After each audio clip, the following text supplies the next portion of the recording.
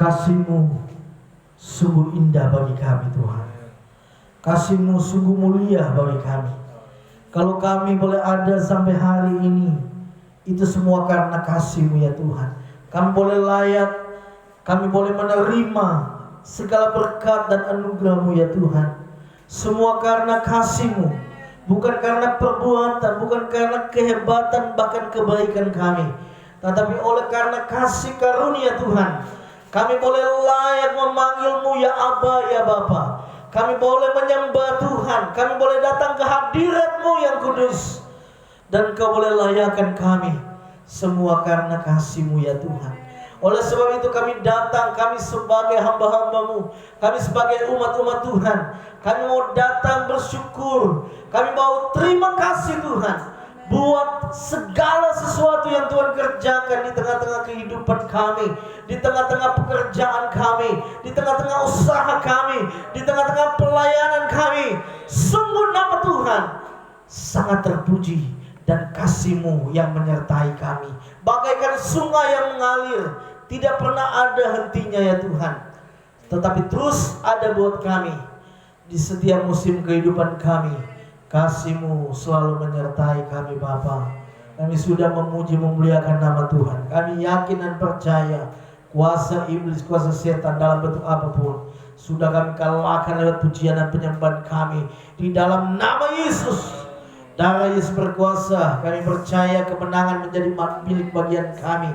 Kami tidak luaskan roh yang lain bekerja, tetapi Roh Kudus menguasai hati dan pikiran kami. Setiap benih firman yang ditaburkan boleh mengambil tempat di tanah hati yang kami yang paling baik dan subur, sehingga benih firman itu boleh tumbuh, bahkan menghasilkan buah bagi kemuliaan Tuhan. Terima kasih banyak Bapa di surga. Kami siap dengar firman-Mu.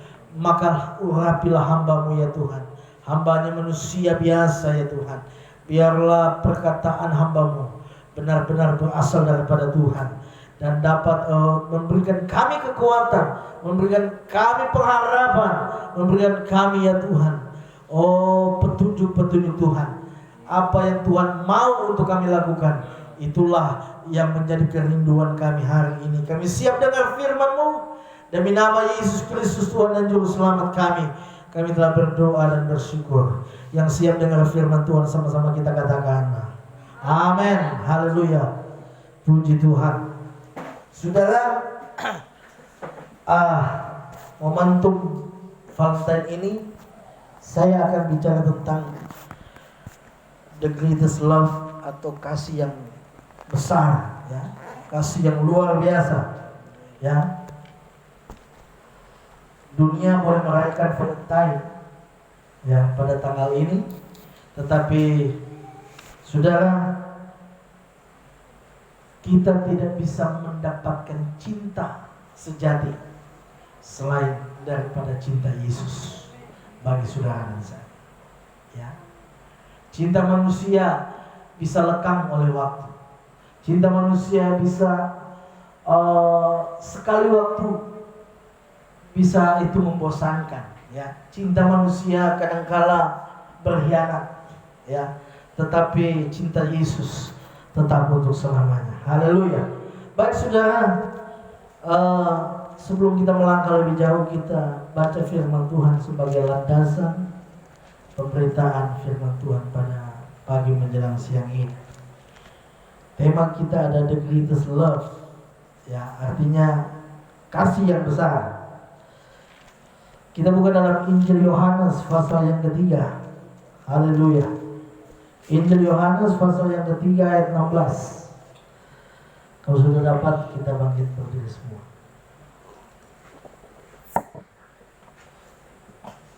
Kita akan baca sama-sama ayat ini dalam hitungan yang ketiga. Yohanes pasal yang ketiga ayat yang ke-16. Sudah dapat, katakan amin. Puji Tuhan. Saya hitung 1, 2, 3. Karena begitu besar kasih Allah akan dunia ini, sehingga Ia telah mengaruniakan anaknya yang tunggal, supaya setiap orang yang percaya kepadanya tidak binasa, melainkan beroleh hidup yang kekal. Katakan Amin. Haleluya. Puji Tuhan, silakan dulu. Saudara-saudara kasih dalam Tuhan, kasih Allah, Alkitab bilang apa? Karena begitu besar kasih Allah.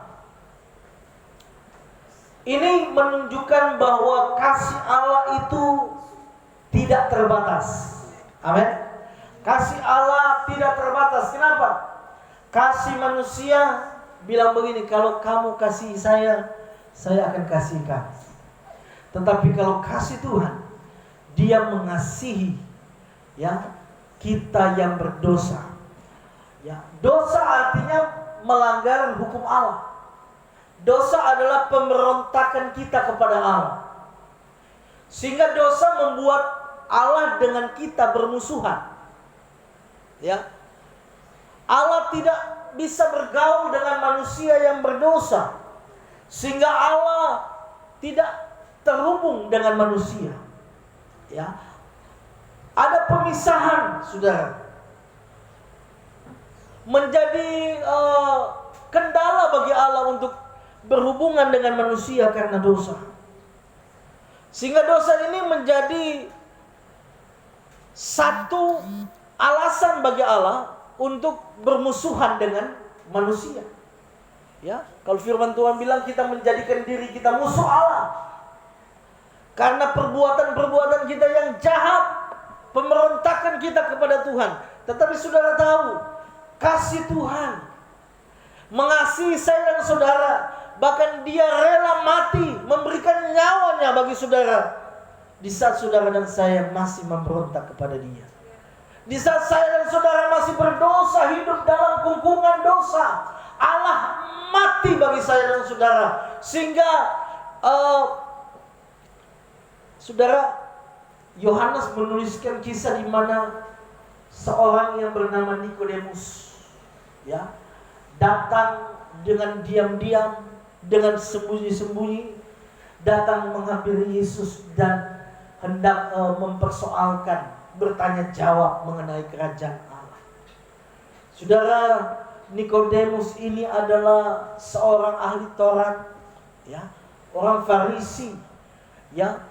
Pada zaman itu ya, Nikodemus ini memiliki sebuah jabatan agamawi yang luar biasa, sangat dihormati, sangat dihargai. Bahkan dia termasuk para cendekiawan, saudara. Tetapi saudara tahu, dia datang kepada Tuhan. Meskipun ada kelemahannya, dia datang dengan cara apa? Sembunyi-sembunyi. Karena apa? Takut ketahuan. Ya, makanya pada malam hari dia datang kepada Yesus. Ya. Sehingga muncullah ayat ini. Karena begitu besar kasih Allah akan dunia ini. Haleluya. Yesus mau katakan kepada Nikodemus yang adalah seorang ahli Taurat, yang tunduk taat pada hukum Taurat, saudara-saudara.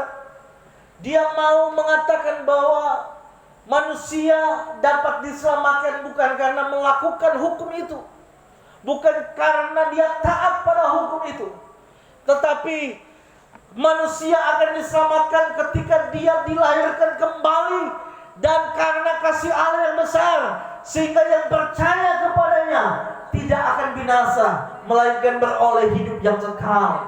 Haleluya. Jadi manusia dibenarkan oleh Allah bukan karena kebaikannya, bukan karena kebenarannya, tetapi kita dibenarkan Allah karena iman kepada Yesus. Tetapi iman yang bagaimana, saudara? Ya, Alkitab bilang kalau sekedar kita percaya saja Tuhan itu baik, tetapi ingat, iblis juga percaya kepada Tuhan.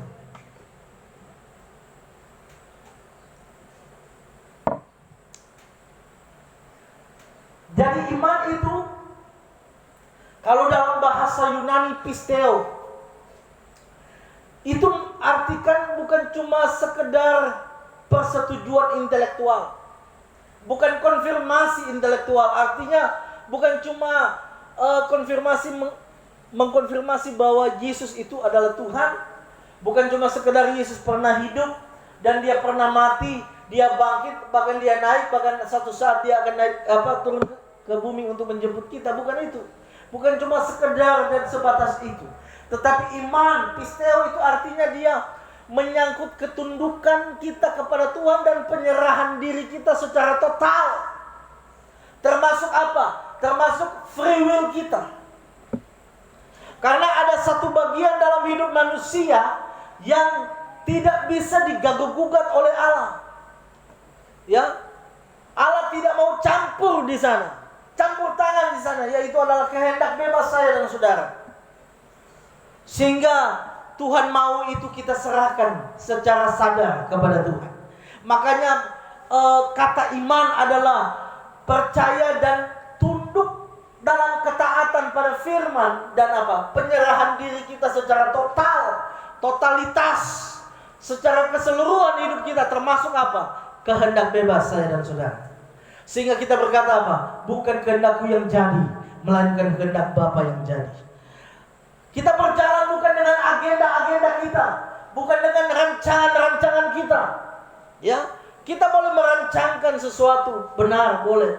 Tetapi Alkitab bilang Banyaklah rancangan di hati manusia, tetapi keputusan Tuhan yang terlaksana. Keputusan Tuhan adalah mutlak. Ya. Kita boleh berencana banyak, tetapi rancangan Tuhan yang terbaik. Amin. Rancangan Tuhan yang terbaik. Saya dulu punya rencana banyak sekali, saudara. Tidak ada yang berhasil.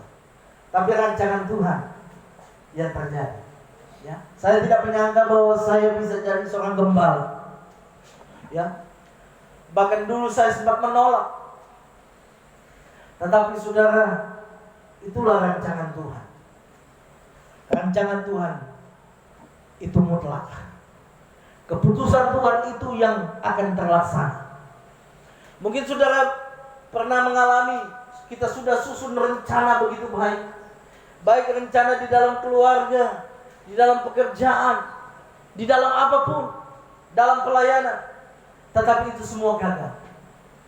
Bukan karena Tuhan tidak merestuinya, tetapi karena Tuhan punya rencana jauh lebih besar, jauh lebih dahsyat, jauh lebih ajaib, jauh lebih baik daripada rencana kita. Amin. Karena yang pegang kendali hidup kita adalah Tuhan. Dia punya kasih yang luar biasa. Ya, makanya Tuhan bilang Aku tahu rancanganku terhadap dirimu, terhadap kalian, yaitu rancangan, bukan rancangan kecelakaan, tetapi rancangan hari depan yang penuh harapan. Allah tidak merencanakan kita untuk gagal. Allah tidak pernah merencanakan kita untuk untuk hidup di dalam ketakutan, di dalam kekecewaan, di dalam kemiskinan. Tidak, Allah merencanakan hari depan yang penuh harapan. Amin. Kadangkala yang membuat kita hidup dalam kekecewaan, hidup dalam penderitaan, hidup dalam kemiskinan. Kenapa? Karena kita menjalankan bukan rancangan Tuhan, tetapi rancangan pribadi kita. Kita coba spekulasi, mungkin ini yang terbaik, mungkin ini yang terbaik. Ya, kita tidak mempertanyakan Tuhan. Kita tidak berdoa, Tuhan, apa rancanganmu atas keluargaku? Apa rancanganmu atas hidupku? Apa rancanganmu atas pelayananku? Tanyakan Tuhan, sebab Dia yang pegang kendali hidup kita. Kita tidak bisa berspekulasi, ya berandai-andai. Anda cobalah ini, coba ini, coba ini. Akhirnya ujung-ujungnya kita kecewa. Tetapi kalau kita bersandar pada rancangan Tuhan, kita mengikuti apa yang Tuhan rancangkan dalam hidup kita, maka saudara akan melihat, mungkin memang tidak mudah, memang mungkin kita akan menghadapi hambatan-hambatan, tetapi saudara, kalau itu rancangan Tuhan, Tuhan akan beri kita kekuatan, kemampuan untuk melewati semua itu, sehingga kita bisa menatap hari depan yang penuh harapan itu. Haleluya, amin saudara. Karena kasih yang besar, haleluya. The greatest love. Dia punya kasih yang tidak terbatas.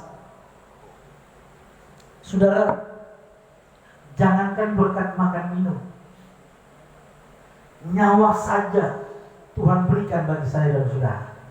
Apalagi cuma berkat makan minum, berkat kesehatan, berkat masa depan. Haleluya. Nyawa Yesus saja dia berikan, ya.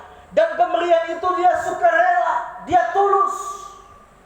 Pada saat manusia sedang memberontak, pada saat manusia sedang berdosa, ya, bangsa Israel yang saudara, Yesus turun untuk apa? Menyelamatkan, mencari domba-domba yang hilang di kaum Israel. Tetapi justru mereka yang menyalibkan Yesus. Mereka menolak Yesus. Tetapi apakah Yesus marah? Apakah Yesus dendam? Tidak. Di ujung kematiannya disalib dia katakan apa? Bapa, ampunilah mereka, sebab mereka tidak tahu apa yang mereka lakukan. Dia difitnah, dia diludahi, dia dihajar, dia Dia dihukum walaupun tanpa sebab dan tanpa kejahatan. Saudara tahu betapa agungnya kasih itu. Bahasa kasih yang luar biasa. Tatkala ada ucapan Yesus di atas kayu salib, bukan saja di saat dia lagi menikmati berkat makanan, bukan, tapi di tengah penderitaan, bahkan di ujung nyawanya, di ujung kematiannya, dia melepaskan pengampunan. Saudara bisa bayangkan kasih Tuhan itu. Amin. Saudara bisa bayangkan. Makanya kalau ada orang yang berkata bahwa itu murid yang diserupakan Yesus, itu Yudas yang disalib, itu bukan Yesus yang disalib. Saya mau bilang, kalau Yudas yang disalib, tidak akan ada kata-kata yang seagung dan semulia itu. Mungkin kalau Yudas disalib waktu itu, Yudas bilang, Tuhan kasih turun api, bakar dalam hidup-hidup. Betul atau benar? Tapi karena Yesus yang disalib, dia punya kasih yang tidak terbatas, kasih yang besar akan dunia ini, sehingga dia rela mati bagi saya dan saudara. Sehingga ketika mereka menolak dia, membunuh dia, bahkan mencaci maki dia, ya, mereka buat dia siksa, saudara. Mereka menyiksa dia. Tetapi apa yang dia katakan? Bapa, ampunilah mereka, sebab mereka tidak tahu apa yang mereka lakukan. Sungguh kita tidak bisa menemukan kasih yang sejati selain kasih Tuhan Yesus. Ya. Mungkin saudara pernah dikhianati oleh suami, pernah dikhianati oleh istri. Mungkin anak-anak saudara tidak lagi memperhatikan saudara, ya. Mungkin anak mantu kurang perhatian, ya. Banyak orang terdekat kita mungkin kasihnya mulai luntur. Haleluya. Tapi ada satu pribadi yang kasihnya luar biasa. Kasihnya tidak pernah berkhianat. Kasihnya tidak pernah membiarkan saya dan saudara. Haleluya. Kasihnya bagaikan air yang mengalir, terus mengalir di tengah-tengah kehidupan kita. Amin, saudara. Makanya saudara, apa yang Tuhan mau, alirkan kasih itu kepada sesama kita.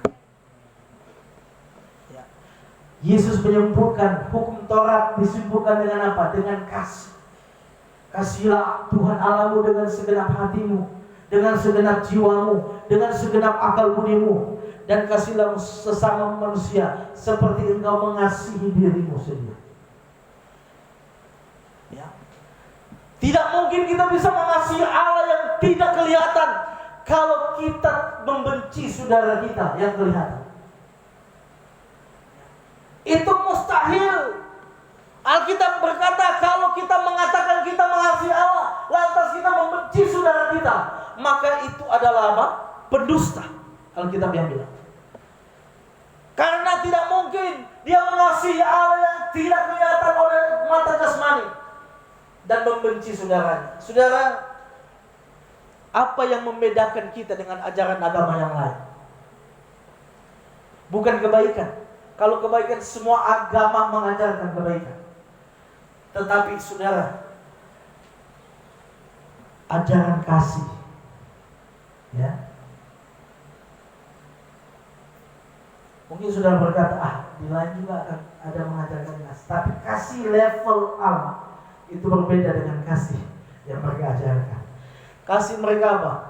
Kasihlah apa? Sesamamu kalau dia mengasihi kamu. Tapi kalau kasih Tuhan, kasihlah musuhmu. Ya, levelnya jauh lebih tinggi. Ya. Kalau ada yang mengutuki kamu, balas dan memberkati. Itu kasih Tuhan. Dan itu yang perlu kita lakukan. Ya, kalau orang Kristen masih ada simpan dendam, simpan kepahitan, ya, maka dia bukan Kristen yang sejati. Ajaran Yesus adalah mengasihi, mengampuni. Ya, mengasihi dan mengampuni simpel, tetapi sulit untuk dilakukan. Mudah tapi sulit untuk dilakukan. Haleluya. Padahal Yesus sudah meneladangkan, sudah memberi teladan, memberi contoh bagaimana mengasihi yang sebenarnya. Haleluya. Nah, mengasihi sesama manusia seperti mengasihi dirimu sendiri kan? Artinya apa? Kalau kita tidak mau dihianati, jangan jadi pengkhianat. Kalau kita tidak mau dicurangi, jangan mencurangi. Kalau kita tidak mau dibohongi, jangan membohongi. Itu kan yang bilang apa? Mengasihi sesama seperti mengasihi kita. Jadi apa yang kita tidak mau, ya makanya Tuhan bilang, Tuhan simpulkan begini. Apa yang kau kehendaki orang lain perbuat bagimu, perbuatlah demikian kepada orang lain. Ya. Kita nggak suka diomongin di belakang, tapi kita suka ngomongin orang di belakang. Ya. Berarti kita tidak mengasihi sesama seperti kita mengasihi diri kita. Berarti kita egois. Kita suka dihargai, tapi kita tidak menghargai orang lain. Kita suka dihormati, tetapi tidak mau menghormati orang lain. Ya. Jadi itu makna Yesus bilang apa? Kasihlah sesama manusia seperti engkau mengasihi dirimu.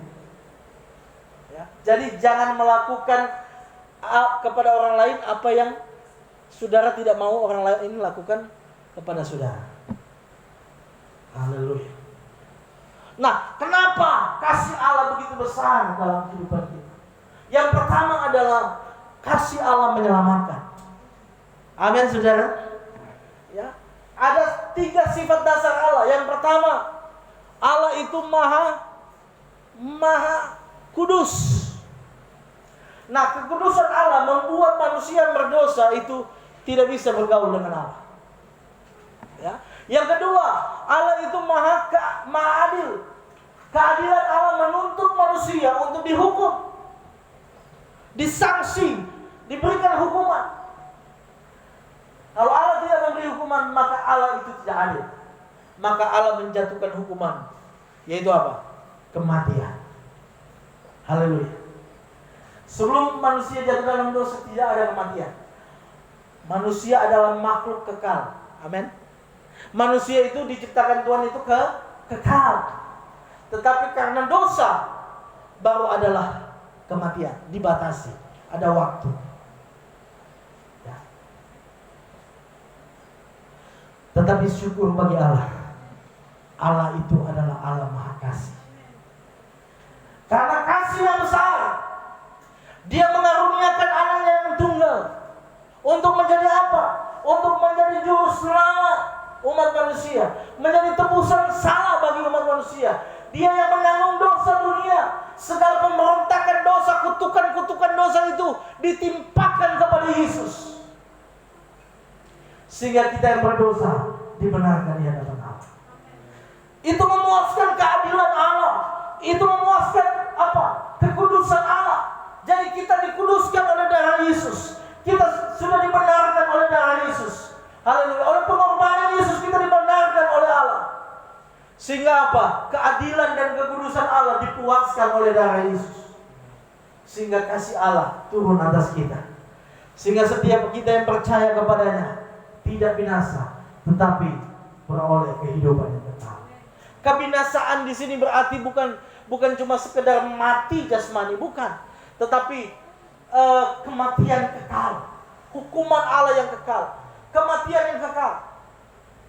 Haleluya. Jadi binasa bukan cuma sekedar mati, tetapi mati secara kekal selama-lamanya. Haleluya. Tetapi saudara, karena kasih Allah, ya, kita tidak menerima hukuman kekal itu. Melainkan apa? Justru kita diberikan kehidupan yang kekal. Haleluya. Yang kedua, kenapa kasih Allah begitu besar bagi kita? Ya, karena kasihnya itu tidak terbatas. Katakan amin. Kasihnya tidak terbatas. Kasih manusia dibatasi oleh waktu, ya. Kasih manusia dibatasi oleh jarak.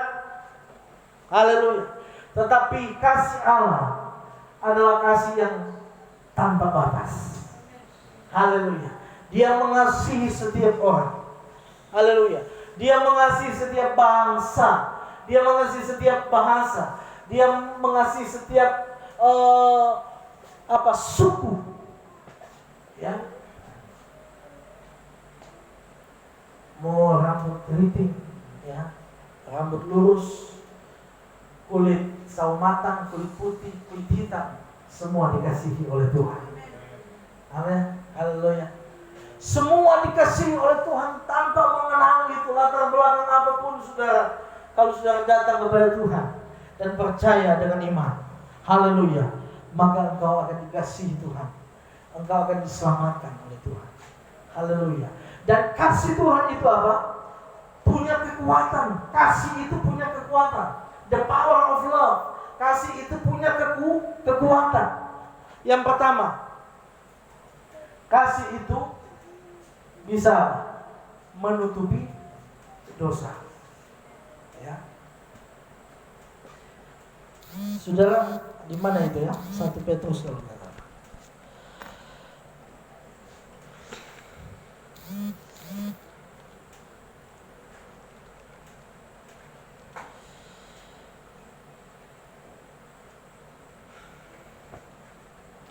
Petrus atau 1 Yohanes? Oh, 1 Yohanes.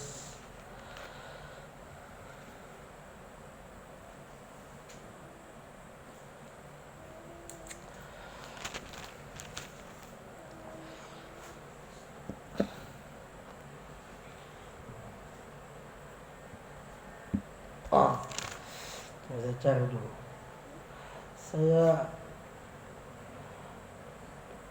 Kalau ada yang tahu itu, kasih banyak menutupi dosa.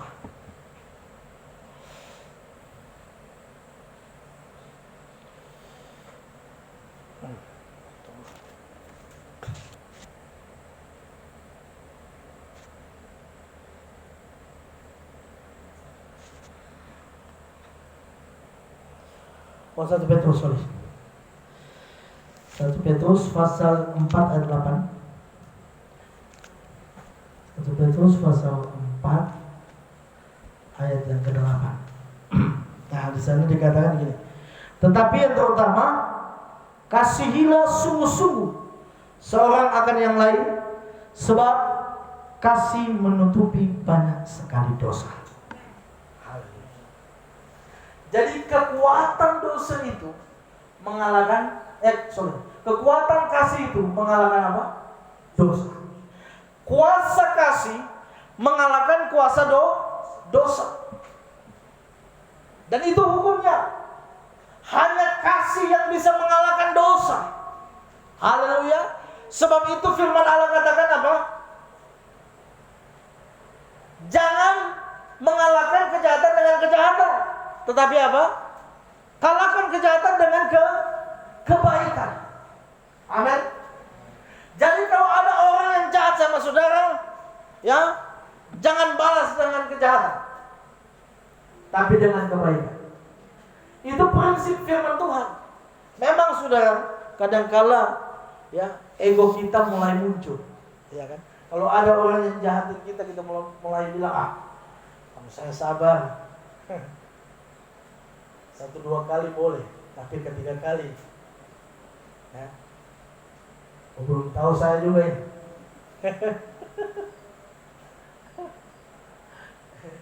Saya juga kadang-kadang terpancing, ya. Nah, apalagi kalau di jalan, Kalau ada yang mau serempet saya itu, aduh, saya kejar. Sampai istri pada cubit-cubit di belakang. Karena emosi.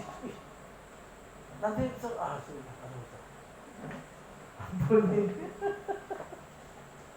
Kadang-kala muncul juga, ya namanya manusia. Ya.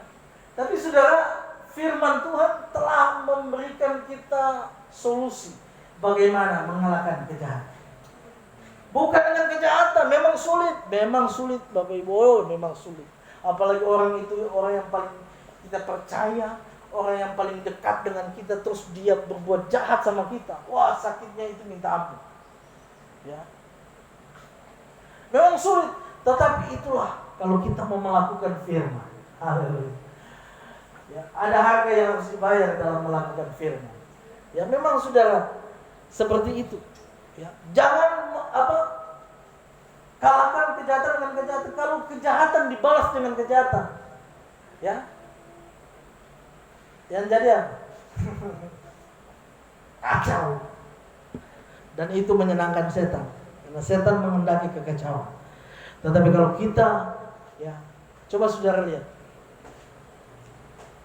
kalau ada orang yang marah sama kita, terus kalau kita diam, cuma diam aja, jangan balas. Nanti dia capek sendiri, betul lagi benar. Capek paling dia salah capek aja. Tapi jangan kalau dia satu kata, kalian sudah dua kata, aduh jadi. Ya. Kalau dia marah, kita balik marah, jadi. Api dengan bensin baku dapat. Lebih menyala. Tapi kalau dia api, kita jadi air yang menenangkan. Haleluya. Sulit ya. Ikutin, sulit ya. Sulit, tapi harus dilakukan. Ya. Ona, sulit toh? Kalau ada teman jahat, Ona bilang, kau belum tahu ini watan ya? Watan ini kacau sekali. Hah?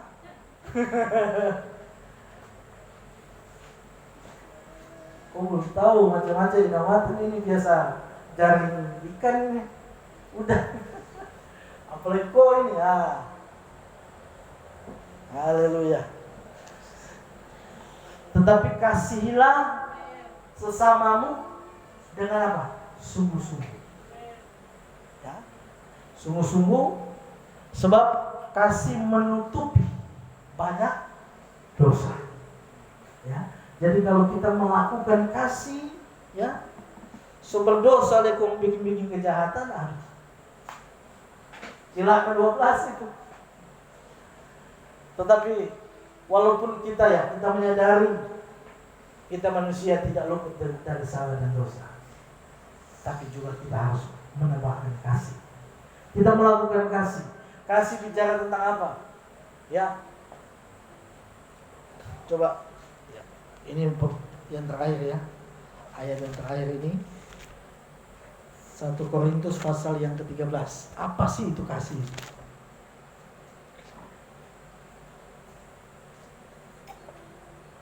Jadi kasih itu bukan cuma omongan, aku mengasihimu. Ya, bukan omongan, tetapi tindakan yang nyata, real. Ya, kasih itu apa? Ya, dikatakan kasih itu sabar. Ya. Ini kata sabar ini paling saya mati. Iya tuh. Sabar ini paling setengah mati. Ya, Abraham karena ketidaksabarannya menanti janji Tuhan, dia tidur dengan hambanya. Hamba Sarah, Hagar. Lahirlah Ismail. Padahal Tuhan bilang bukan itu. Ya. Karena ketidaksabaran melahirkan bencana. Iya kan? Coba kalau Ismail tidak pernah dilahirkan. Aman. Tapi karena ketidaksabaran Abraham, lahirlah bencana. Kalau dari lihat Ismail itu. Ya. Jadi saudara, ketidaksabaran akan melahirkan apa? Kekacauan. Ya, coba kalau orang jahatin kita, orang sama kita, apalagi Andi sopir, apalagi dulu di kehutanan ya, banyak yang ini memang kesabaran ini kadang-kala diuji ya, apalagi ketemu dengan orang yang sombong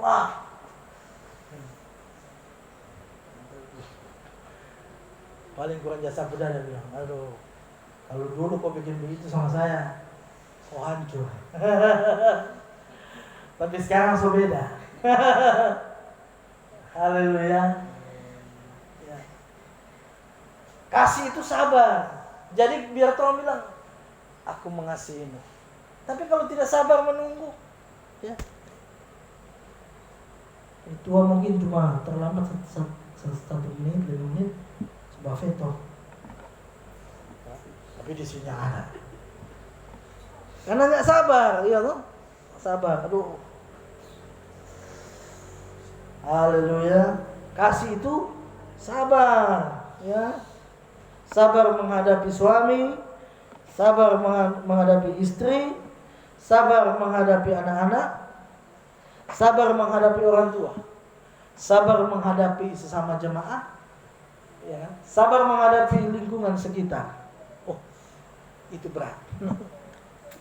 Saudara, kadangkala saya di lingkungan ini banyak sekali emosi. Tapi kadangkala saya pikir sabar. Haleluya. Ya. Sabar, karena saudara emosi. Bangun gereja ini banyak penghambat, apalagi jalan, rusak sedikit dong, palang ini. Kadangkala bikin emosi. Kurang itu aja, istri kurang jaga saya. Saya bilang, aduh, itu kemarin hampir berkelahi dengan orang Bugis di sini. Karena kita tegur baik-baik. Saya bilang, bos, kalau parkir mobil jangan di sini, kasih di sana. Soalnya jalan motor itu ada di tengah. Kiri kanan itu karena mobil truk ini, jadi tak ke bawah. Jadi jalan motor cuma di tengah. Baru dia ngadep saya. Emang kau jalan kan? Saya emosi saya standar motor itu lah. Terbalik saya bilang, ini saya yang timun ini. Saya yang timun ini. Kau bicara baik-baik ya? Ini kan bukan kopi jalan. Iya memang ini bukan sapu jalan, tapi sapu tanah dan timun ini. Langsung akhirnya dia minta maaf. Aduh, di situ saya sadar, aduh Tuhan, ampuni. Soalnya waktu itu panas-panas, pulang panas begini baru dia pilih jalan lagi. Aduh.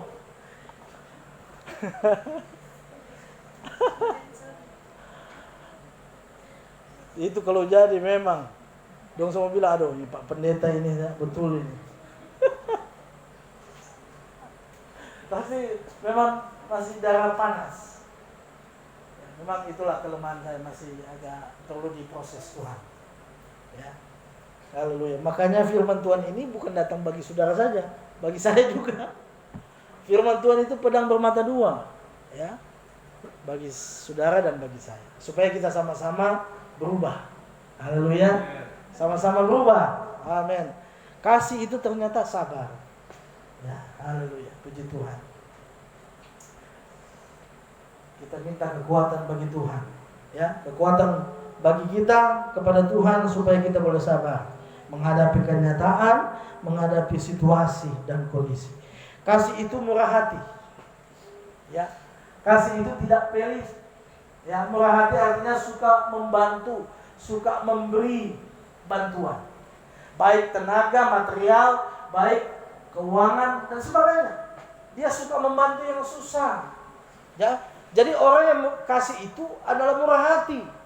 Ya, kalau dia bilang aku mengasihi Tuhan, biar orang menyanyi di gereja dengan air mata, aku mengasihi Engkau Yesus. Tapi orang pelit. Ona tahu pelit ona? Kalau bahasa Yunani bilang koncun. Pelit. Aduh, ternyata pelit itu. Ya, jadi kalau orang pelit itu bohong itu kalau dia bilang mengasihi Tuhan. Ia tidak cemburu. Cemburu artinya iri hati. Ya. Jadi bukan cemburu, bukan antara apa ya? Kayak suami istri terus ada laki-laki lain apa? Ya kalau tidak cemburu berarti sudah tidak sayang. Cemburu bukan begitu. Ya. Artinya kalau kecemburuan antara sepasang kekasih itu wajar. Ya. Karena merasa memiliki kan. Tapi kalau cemburu di sini artinya iri hati. Jadi tidak boleh lihat orang tali biasa dikit dong iri hati. Ya. Aduh, tetangga di sebelah itu dia punya bulu mata anti badai. Seperti. Ya. Kau bilang pada suami, Pak, aduh, coba lihat itu tetangga di sebelah. Tapi bulu mata anti badai. Kita, aduh, sedangkan hujan masih jatah begini. Beriakan kita anti badai. Nah. Jadi jangan iri hati. Kalau ada jemaat satu diberkati Tuhan, jangan iri hati. Amin. Ya, bersyukurlah ternyata kita punya satu jemaat ini sedang diberkati Tuhan. Haleluya. Jangan iri hati. Jangan apa-apa banding-bandingkan. Oh, tetangga di sana sebelah. Dia punya taso. Ih, merek apa itu? Itu orang keluar cuma pakai kresek hitam. Semua bebek. Haleluya. Kalau ada orang lain diberkati jangan iri hati. Karena iri hati itu menghambat berkat Tuhan. Amin. Kita menjaga hati. Jadi itu salah satu bentuk kasih. Jadi kalau kita iri hati sama dia, berarti kita tidak mengasihi. Amin. Ya. Jadi jangan. Apalagi? Ia tidak memegahkan diri. Jadi kasih itu tidak sombong, tapi rendah hati. Jadi kalau orang yang sombong berarti dia tidak punya kasih. Amin. Dia tidak punya kasih. Kalau kasih tidak sombong, ya. Ada baju baru promo atau pakai high heels. Biar berjalan punya begini. Karena mau saya tunjuk orang, dia punya high heels. Haleluya. Baru dia punya emas, Tuhan. Sama di toko bajalan. So berapa susu nih?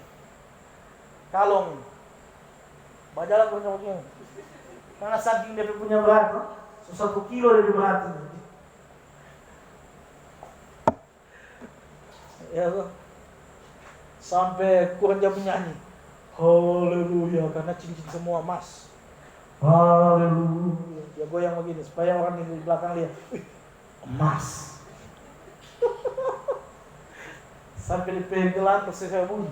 Puji Tuhan. Berarti dia tidak mengasihi. Dia tidak punya kasih, sombong, ya. Apalagi? Ia tidak melakukan yang tidak sopan. Nah, jadi punya etika. Kasih juga punya etika. Ya, tidak melakukan yang tidak sopan. Ya. Jadi kalau ada orang tua, ya kan yang lebih tua dari kita harus hargai, berlaku sopan, ya, panggil ibu atau bapak atau tante, om, ya. Jangan bilang, "Hei, sini." Padahal dia orang lebih tua, ya. Dulu memang moralitas seperti ini sudah mulai menurun saat ini. Dulu kalau zaman saya, itu anak sekolah berpapasan dengan orang tua itu. Selamat pagi, selamat siang. Kalau tidak dimarah, kamu sekolah di mana? Sekolah di utang, kan? Tidak tahu etika, iya kan? Ya tahu nih, begitu tuh dulu. Kalau sekarang, semua kutabrak dengan guru lain, ternyata Pak Guru, ternyata. Dosen hormat. Ya dulu kalau lihat guru masih jauh suka sembunyi. Aduh takut, apalagi nyak sekolah. Aduh sembunyi. Sekarang dia bilang, "Halo, Ibu Guru." Sudah mulai menurun. Kenapa? Ya itulah. Tuhan bilang apa? Air zaman kasih akan semakin dingin. tidak tahu mengasihi. Jadi orang tidak berlaku sopan lagi. Mau orang tua kah, mau apa? Wayangi. Ya. Saya pernah lihat saudara di busway. Saudara pernah naik busway? Busway di Jakarta. Jadi kan bersesakan baku rebut ini kan, kursi kan. Bahwa kasihan ada nih oma. Saya kasihan sekali. Jadi saya dapat tempat duduk saya. Ya, karena saya badan besar, saya body begini. Jadi doang tarian pertemuan kita dapat tempat duduk. Ya, sudah. Akhirnya saya lihat oma kasihan ini berdiri. Hanya saya karena ya tergerak, saya bilang oma duduk sudah. Oma duduk. Begitu berdiri, ini nyong satu langsung. Jadi omanya dapat tempat duduk. Jadi kita berdiri, dia langsung ganti kita tempat duduk. Saya bilang, bro, saya berdiri itu kasih sama oma. Tapi dia keras kepala. Dia bilang, siapa cepat siapa dia dapat. Oh, kurang ajar nih bro ini. Dia bilang, kalau kita bukan sekolah Alkitab, tak semua tumbuh nggak sih. Tapi kasihan tuh oma. Saya bilang memang susah. Nah itu kasih itu tidak berlaku ya, tidak sopan. Itu kan tidak sopan. Kamu masih kuat, masih muda, lama mati lagi. Ini kasihan oma ini mungkin tinggal besok dia punya nyawa. Ya, hormati lebih tua. Saya berapa kali kalau antrian itu kalau ada yang di belakang saya yang lebih tua, yang mungkin lebih mendesak ya, kecuali yang tua-tua tapi masih kuat ya boleh. Tapi kalau oma-oma, saya bilang opa duluan. Itu budaya. Dan itu firman Tuhan Nabi bilang itu termasuk dikasih. Jangan oma-oma kasih oma. Malah kita mau tipu oma. Orang sebelah di pihak sebelah kita masuk. Kita masuk oma di belakang. Kurang ngajar itu. Haleluya. Dan tidak mencari keuntungan diri. Jadi kasih itu tidak egois. Yang penting gua senang, ya lu menderita, terserah lu deh. Yang penting saya senang, yang penting saya ibaratnya dia mau naik tapi menekan orang lain, menginjak orang lain. Ya, kita boleh naik tanpa menginjak orang lain. Haleluya. Jadi jangan mementingkan diri sendiri. Amin. Haleluya. Ya, jangan egois. Jangan yang penting kita senang. Ya, orang egois ini paling jengkelin, betul. Ya. Yang penting ya saya punya ini akses bagus. Ya. Egois sama itu Mas di muka. Egois dia mau kasih lewat mobil dia sengaja pilih-pilih jalan. Dia kasih pilih tuh di tempat-tempat itu. Tempat-tempat salon supaya tidak merusak dia punya jalan. Mementingkan diri sendiri kan. Dia pikir ini pun tanah apa. Saya hajar saja. Iya loh. Haleluya. Tapi saudara, setelah saya bersikeras begitu, mereka malah so tidak halang-halangi. Tapi kadang-kadang dia bilang, berarti perlu juga itu. Dia bilang kasih tunjuk sedikit. Haleluya. Terus Ia tidak pemarah.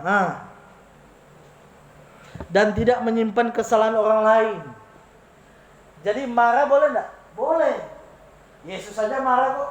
Tetapi pemarah itu artinya sifat. Sudah mendarah daging. Artinya apa? Sedikit-dikit emosi. Dikit-dikit emosi. Nah, itu pemarah. Ya. Tapi marah boleh, tapi pada tempatnya gitu loh. Ya. Marah boleh, tapi pada tempatnya. Ya. Seperti seorang ayah marah kepada anaknya. Itu kan pada tempatnya. Kalau dia buat salah, Marah untuk memperbaiki dia, untuk kebaikannya. Itu boleh. Yesus pernah marah ketika rumah bait Allah itu dijadikan sarang penyamun, artinya jadi pasar, jual beli di situ. Yesus marah, dia tunggang balikan semua penjual-penjual.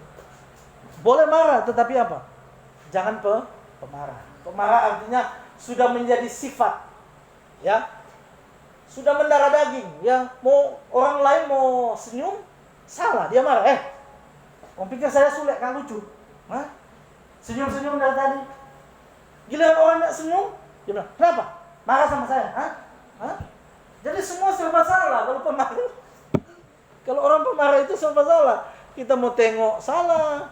Kalau kita mau tengok dia bilang, kenapa? Lihat. Hah?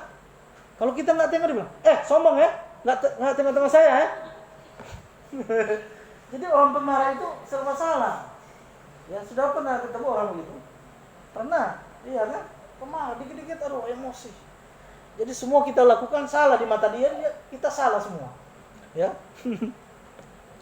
Berarti dia tidak punya kasih dan tidak menyimpan kesalahan orang lain. Jangan simpan dendam. Ya kalau tong simpan kepahitan, ya. Coba ini mama mantu ini, cengkelin sekali. Jangan simpan dendam. Begitu. Ini anak mantu ini. Rasa-rasa kita mau gemes. Jadi nanti suatu saat dapat mama mantu. Itu singa dari Yehuda. Kalau sini enggak ada toh. Ibu gembala lah, dia cinta sekali apa mama mantu. Haleluya. Puji Tuhan. Ia tidak bersuka cita karena ketidakadilan, tetapi karena kebenaran. Jadi sukacita dia melihat, kebenaran itu muncul, dia bersuka cita. Tetapi dia merasa sedih kalau ada apa? Ketimpangan, ada ketidakadilan. Ya, umpama hak orang miskin diambil oleh orang lain, itu dia merasa berduka cita. Ya. Kalau ada orang lain ditindas, dia merasa duka cita. Ya. Bukan bersuka cita, dia memiliki kasih, ya. Dia itu berarti apa? Dia care, dia peduli sama orang lain. Ia menutupi segala sesuatu, percaya segala sesuatu, mengharapkan segala sesuatu, sabar menanggung segala sesuatu. Jadi sabar menanggung, ya, segala sesuatu, tanggung sakit hati, tanggung apa lagi? Penderitaan dan sebagainya. Ya. Kasih tidak berkesudahan artinya sepanjang masa. Nubuat akan berakhir, bahasa roh akan berhenti, pengetahuan akan lenyap, sebab pengetahuan kita tidak lengkap dan nubuat kita tidak sempurna. Tetapi jika yang sempurna tiba, maka yang tidak sempurna itu akan lenyap. Ya. Dan ayat yang ke-13 di sana dikatakan, demikianlah tinggal ketiga hal ini, yaitu iman, pengharapan dan kasih. Dan yang paling besar di antaranya ialah kasih. Amin. Jadi kalau iman tanpa perbuatan kasih mati.